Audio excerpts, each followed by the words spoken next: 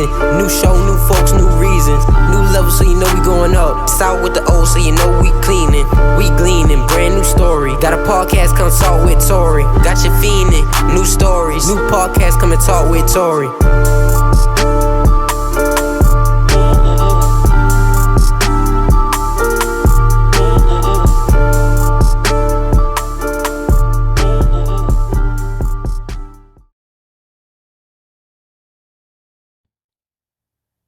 Hey y'all, what's up? Welcome back to Tori Talks. I have a special guest with me, James, that yoga dude.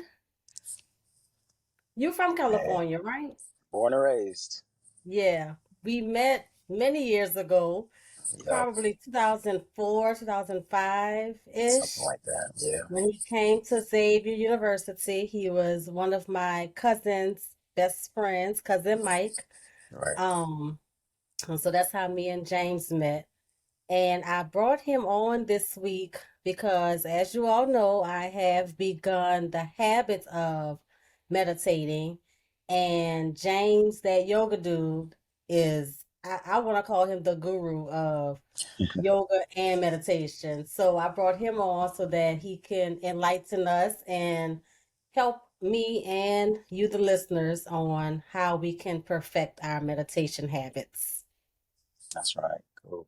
Thank you so Yeah. much for having me on here. I'm so proud of you taking steps into podcasting and taking steps and just developing into a person whose confidence and just charisma helps other people. Appreciate seeing your journey, Tori. Really do. Thank you. Thank you. So just dive right on into it. How did you get into meditating? And just try to be general because I have a follow-up question and I think it might tie into what how you got into meditating. Okay. So I got into meditation through yoga, and I got into yoga because I was stressed out. I'm a marriage and family therapist, and I was working as a therapist, helping everybody else in the community, on the job, just doing my thing as a therapist, a mental health therapist. So I'm working with kids, I'm working with families, and I'm providing all the services to people who were stressed out, anxious, and depressed. And then I started having the same symptoms myself. So they teach you all about how to help everyone, but they don't teach you how to help yourself. And so I needed something to help myself, and I got it. And I thought yoga initially was all about just working, stretch, you know, um, doing headstands and backflips and all that kind of stuff. But then I really learned it's about being able to sit down and meditate, and relax your mind, calm your body, and have that practice the physical part as well as the mental part. It's just stuff, and it's been a part of my life ever since. Okay, so yeah, you did kind of answer, but okay, let me ask you about yoga because I don't work out, period. I don't work out. I'm saying I don't work out, but I've been working out for the past 2 months. But There you go. I dread working out. I dread just the thought of getting up out of my comfort zone Hmm. and putting on workout clothes and doing something that's uncomfortable. So, but going back to your yoga, and I'm only asking this because I don't really know, right? Hmm. Is yoga um is it a silent kind of workout? So, yes and no. So, traditional yoga is really a mental practice where, all right, so back in the day, the people who started yoga, it was all about meditation, all about sitting there and meditating to be able to reach that inner calm, to block out all the stuff. So people back in the day who developed yoga had the same problems as today. You got a bunch of stuff going on. You got your job, you got your family, you got your kids, you got your community stuff. All that stuff just creating noise in your head. You constantly just thinking, I gotta pay this bill. I gotta work this land. I gotta do this. All these things going in your head. So they developed a way to quiet that noise going on in their head by a meditation practice.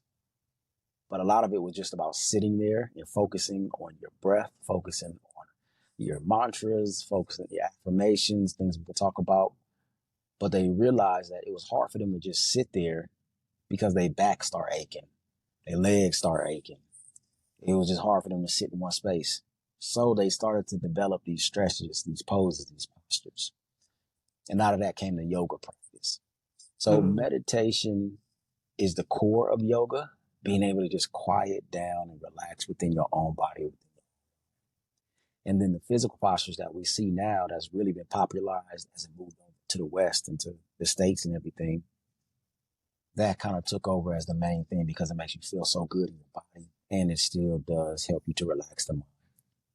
So when you're doing the physical practices of yoga, it is a moving meditation.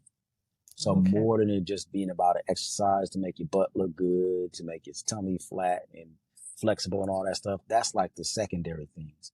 But it really is about taking time in your day to bring your mind into focus, into one place. So instead of it being all over the place, thinking about what you got to do, what you didn't do, what you're scared of, what you're uncomfortable with, it brings you to a place of, I'm right here, I'm breathing, I'm stretching, I'm using my mind to focus on breathing. So it is a practice of being, it's a practice of listening. So you don't have to be silent. The music can be playing. You can have something going on and stuff in the background, but it's a practice of listening to your body. Whatever's going on around you, whatever's going around even with inside of you, it is a practice of listening to your body and listening to what your heart and your mind and your soul is needing. And a lot of times what you need is just to focus and breathe on one thing instead of all the other things you got, the stories you making, the stresses you got. So that's what makes it relaxing and powerful, is you're able to listen to really what's going on within your mind and your body. Not the stories we make up about what somebody said, what somebody didn't say, what that means, but what is really going on in your mind and your body right now. And of course, being in that moment is the most powerful thing that you can be, is in the present. Yeah. I know that you've been practicing for a while. How long? I have, since about 2012, I started, and yeah, probably every day. This is 2023, so probably about every day for the last 10 years, Wow. something like that. Yeah. And it's not always a full 90-minute class. A lot of times it's just taking a moment out my day to stretch my body and breathe and focus and meditate just for maybe a minute, 2 minutes, whatever, just getting that time in during the day. And I'm asking this because I'm new to this, right? And so, like, how do you, like, is there something that you say? Is there something that triggers you to say, okay, wait, I need to take a breath. I need to pause. I need to stop. Like, what on a, maybe you have to go back some years for yourself, but what made you stop from your busy day to meditate? I realized that when I did actually meditate, when I was going to yoga class, it helped me a lot. First time I realized meditation helped me is when I was in a crisis. Now I say I was in crisis, but it was really, I got dumped. The girl that I was dating at the time, she dumped me. And so I was going to yoga class to just get my little weekend yoga in, kind of get, staying with the practice and just trying to do it. And before yoga class, we would sit down and meditate for about 15 minutes. And this time I tried to sit down and meditate and I couldn't because my mind just was racing. Why she leave me? Do I need to text her? Do I need to write? And I felt out of control. I felt like I couldn't control my mind. It was just taking over. It was messing up my experience that I had in yoga class. I said, I need to take control of my mind. I can't let outside things just ruin my day, ruin my experience like this. I need to have a better tool to be able to deal with the thoughts that go in my mind. Now, when we say quiet the mind, we are not talking about stopping thoughts. Your thoughts is going to always be there. Oh, mm-hmm. But if you can be aware that these are your thoughts and this is not really what's, happen. This is not like really what's going on in the world. This is just what you're thinking about what's going on. It gave me a chance to have a break from that crisis that I was cooking up in my head. So I didn't make it through the class because I had to hurry up and leave. I had to get up and leave because my mind was just racing so much and so many things going on.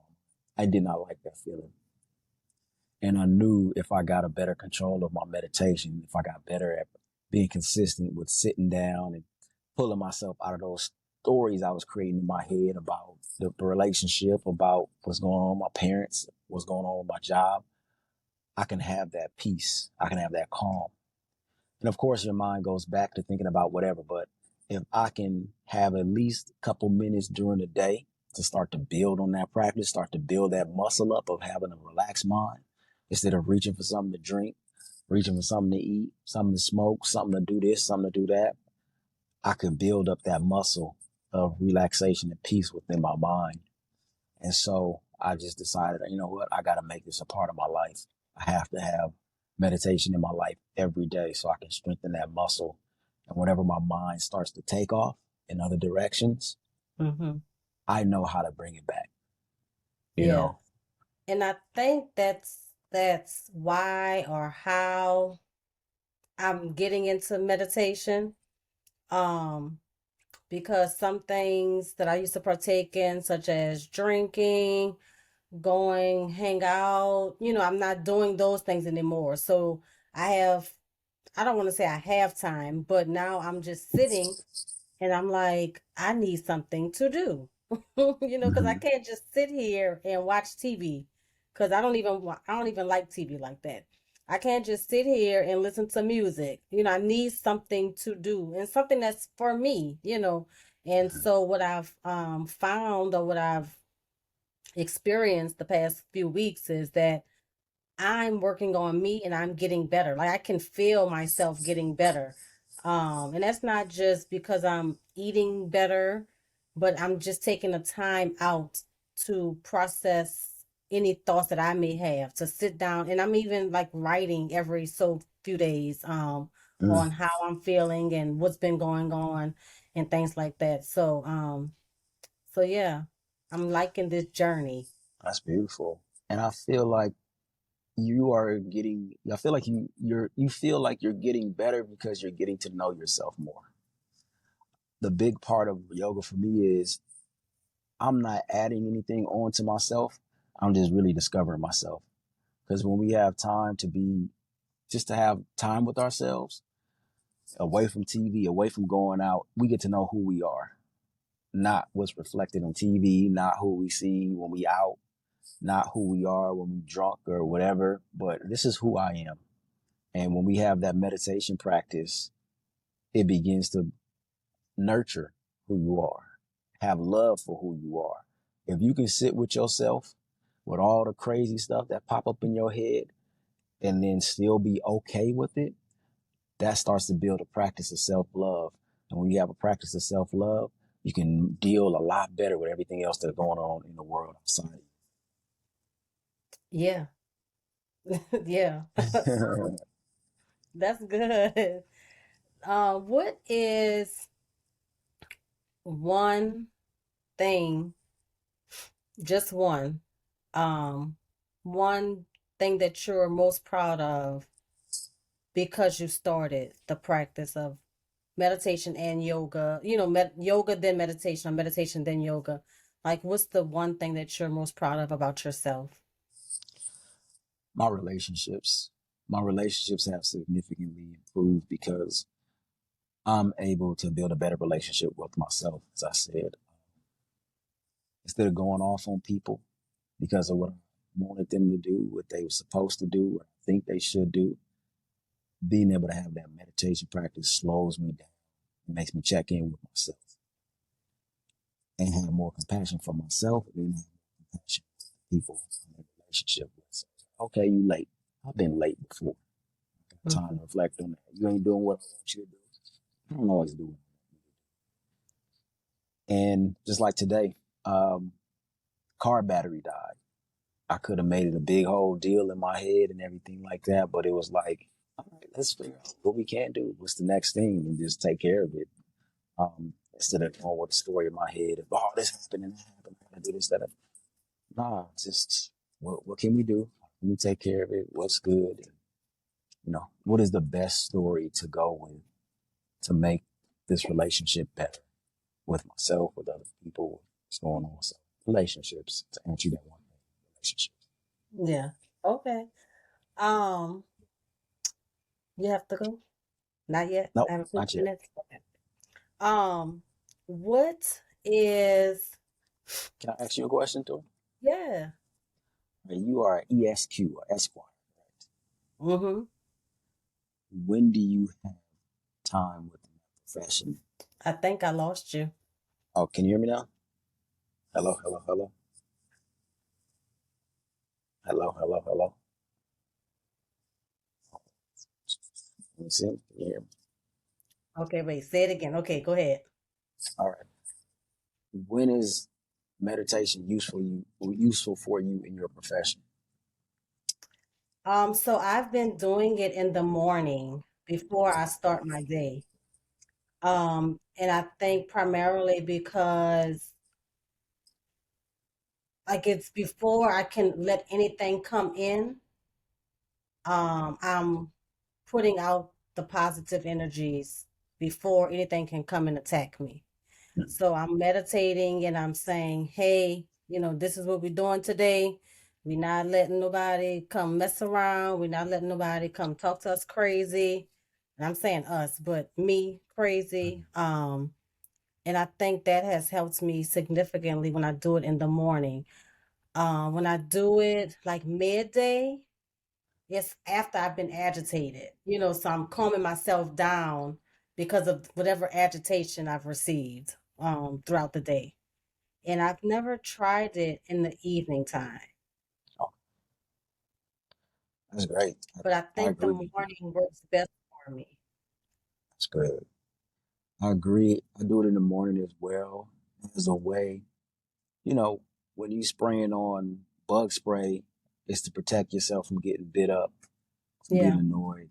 And it's like that with meditation. It'll give you that extra buffer when somebody cuts you off in traffic, when somebody says something crazy to you, or something happened in your day. So it's important to be able to have that in my routine as well. And like you said too, when I do it in the middle of the day, uh, it's to have a reset because I just need to reset yeah, and kind of get back to that place that meditation brings me to. And I'll do it at night, especially if I'm having a hard time going to sleep. If I'm okay, Mhm. If my brain is racing from what's going on in the day, giving myself some time to calm down and turn it off before I go to sleep, opposed to and I still do it, but getting on scrolling on social media or watching TV or something like that. But I definitely like to have time to myself before I go to sleep, so I can go into that next mental state, that sleep state, with me instead of yeah, just what's on the TV or what's on the ground or something like that. So right. definitely recommend it. Um, those 3 times a day. Keep the doctor away. And that's another thing. So I've like when I get bored, I pick up the phone and I go to Instagram, I go to Facebook, or stuff like that. But even those, and I may just go on just to see what's the first two or three posts, the most recent posts, and get back off. But since I've been meditating, like I don't even have it. I don't want to say I don't have a desire, but I have more discipline into not even feeding that into my mind, into into me. So, yeah, like meditation for me, it's doing wonders, so already, and I'm only a few weeks in. So yeah, And I do like to, for me, sometimes it can be uncomfortable. It's not always just peaceful and serene because sometimes I come across places within me that I wasn't really ready to go into. But when I keep breathing through it, when I keep just stay focused through it, I get through it. like you said, when we on Instagram or whatever, it just keeps distracting ourselves from Mm-hmm. those places. But when we go into a meditation, we can go into those places and then we can get through those places.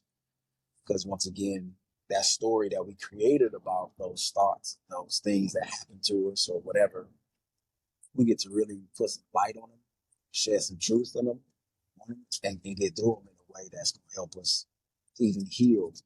So some meditations are not always just sweet roses and cotton candy. Sometimes it's like that was But difficult. thank you for that warning. Yeah, yeah. Like it's Let like me ask you therapy. this. Oh, go ahead. I said like therapy. Not every therapy session is just going to be like, oh wow, this is amazing. Sometimes it's going to be, I wasn't ready for that, or I'm not ready to do that work, or whatever it is. So just being patient with yourself as you go through the process of it. Let me ask you this, since you're mentioning that, like guided meditation. Have Mhm. you ever done guided meditation? And do you think that that's a good beginner spot? Yes, yes to both. Guided meditations really just like training wheels on a bike, and it can help you go into that place where relax your body, and it gives you a lot of great information on how to do something that may be new for you. So I've led guided meditations, I've done guided meditations, and they're very helpful, uh, very powerful. So that is a great place to start. Yeah. I mean, I've done a few guided meditations, and then other times I'm just sitting with myself, just, yeah. I, I think that is a great combination because um, it is ultimately about sitting with yourself. So when you're able to sit with yourself without reaching for that phone constantly or doing whatever, that is a very powerful practice. Yeah. Let me ask you this as well. Is like how in proximity, how close is your phone or laptop or iPad, like in proximity to where you are meditating? Is it close to you? Is it in another room? Or does it even matter to you now that you're so disciplined? It doesn't. Because the time that I allow for myself, it's like that's my time. Yeah. Um, and just really practicing my brain to be able to go there, space and time for myself. Um, and I enjoy detaching from those devices. So it was like, I can put it to the side. That's my time. Um, yeah, but my phone is still, I put it on silent and stuff like that. So just Okay. to keep it. If I'm starting out, definitely having it in a space where it's not just be on your mind. Yeah. Okay. Okay. This is this is some good nuggets for myself and for others who are just getting into the practice. Now let me talk about yoga, or let you talk about yoga rather, because I've never practiced yoga. I always thought that you have to be flexible to practice yoga. Is that a myth, or is that some truth in there? Total myth. Total myth. It's like um, any your body is gonna show up how it shows up. It's like anybody can practice running, anybody can practice writing. Like you don't have to be a literature major to practice writing. It's gonna be where it's gonna be. You still getting your thoughts and stuff. It's about how you feel and about how far you flex, how far you can stretch. It's about how you feel. Because Hmm. I'm still very flexible.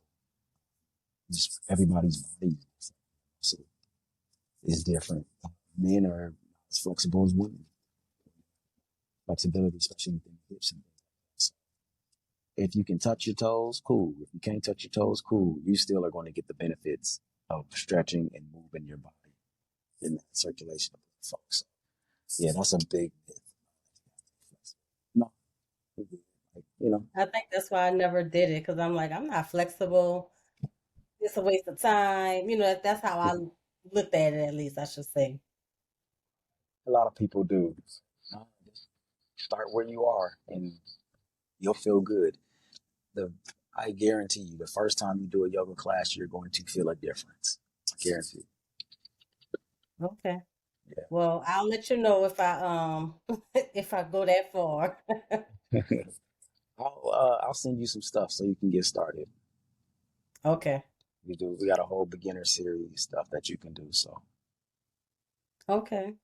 cool. Well, look, I know you're on the time constraint, so I don't want to tie you up, but I'll have you back on Let's do it. maybe a month later after or maybe longer. I don't know yet.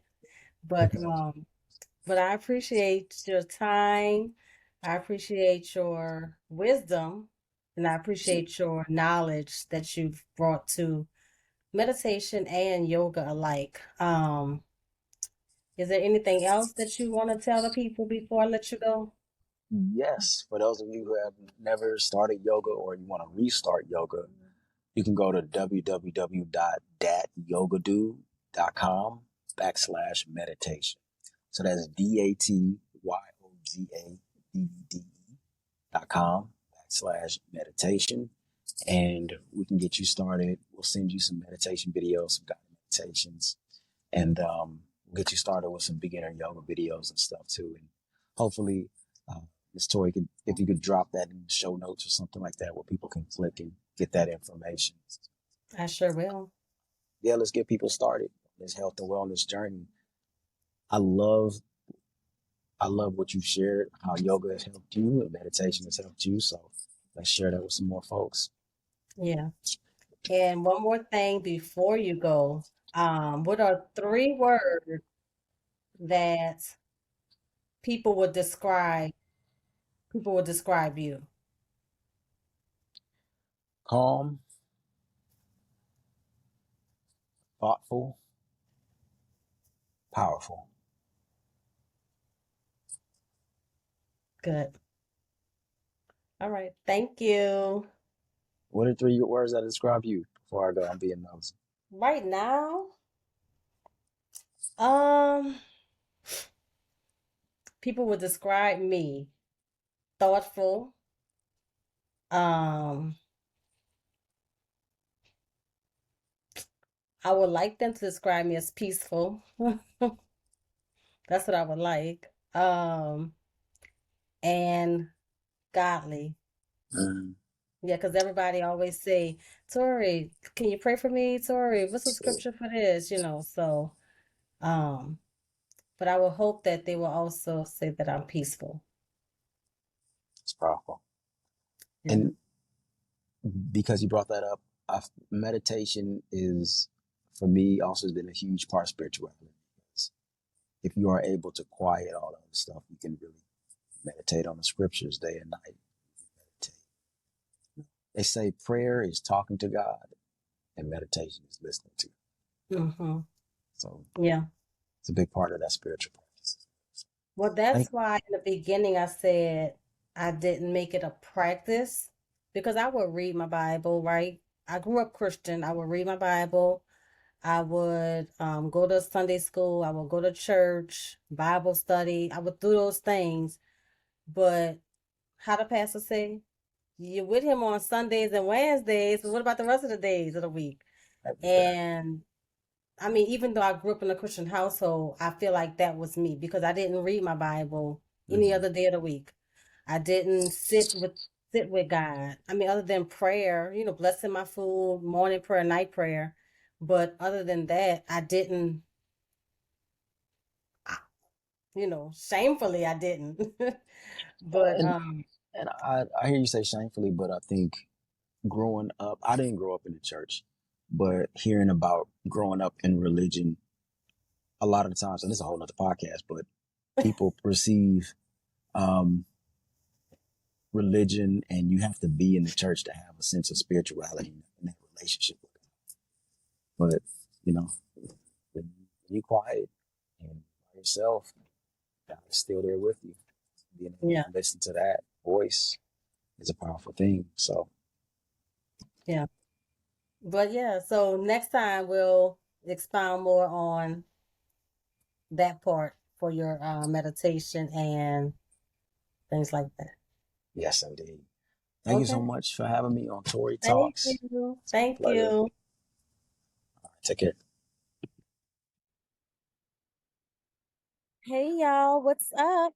So you want to start a podcast, right? Well, do like I did. Go to anchor.fm and start recording your very own podcast today. Not tomorrow. Don't delay. Start it today, y'all. And on once you get on anchor.fm, you can chop it up, you can edit. There's some editing tools that you can use on there. You can even make some little snippets to promote your podcast. Go to anchor.fm and start your very own podcast.